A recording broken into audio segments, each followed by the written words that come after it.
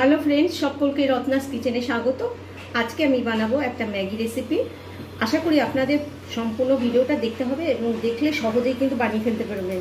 আর কি কি নিয়েছি আমি দেখিয়ে দিচ্ছি।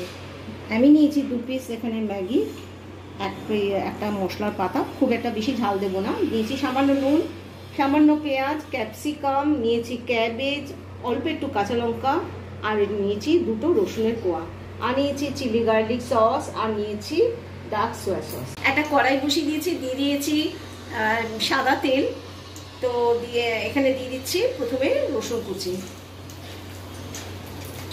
রসুনটা ফ্রাই হয়ে গেছে, এবার দিয়ে দিচ্ছি পেঁয়াজ কুচি। পেঁয়াজ নিয়েছি আমি খুব অল্প, আপনারা চাইলে অনেকটা পরিমাণ মতো পেঁয়াজ দিতে পারেন। তো পেঁয়াজটা মোটামুটি হয়ে যাবে, তারপরে দিয়ে দিচ্ছি আমি এখানে ক্যাবেজ। আমি খুবই সামান্য দিয়েছি যেহেতু অল্প করছি, আর এই জন্য অল্প অল্প দিয়েছি। আপনারা চাইলে এখানে আরও ভেজিটেবল অ্যাড করতে পারেন। মোটামুটি একটু নাড়াচাড়া করে দিচ্ছি। আর দিয়ে দিচ্ছি আন্দাজ মতো নুন। যেহেতু মশলার মধ্যে নুন আছে, ওই জন্য মশলা ইউজ করবো, ওই জন্য নুনটা খুব সামান্য দিলাম। দিয়ে দিচ্ছি ক্যাপসিকাম কুচি। ক্যাপসিকাম কুচিটা দিয়ে একটু নাড়াচাড়া করে দেবো। আর ক্যাপসিকাম কিন্তু একদম ভাজা একদম মানে ভালো লাগে না, একটু কাঁচা কাঁচা থাকলে বেশ ভালো হয়। এবার দিয়ে দিচ্ছি আন্দাজ মতন জল। এবার দিয়ে দেবো ম্যাগি। একটু ভেঙে দিলে ভালো হয়। ম্যাগিগুলো ছেড়ে দিয়েছি, দিয়ে দিচ্ছি এবার ম্যাগি মশলা। যেহেতু এখানে আমার ঘরে বাচ্চা খাবে, সেহেতু কিন্তু আমি মশলাটা কম দিয়েছি। ম্যাগি ফুটে উঠেছে, এবার দিয়ে দিচ্ছি আমি একটু ডার্ক সোয়া সস।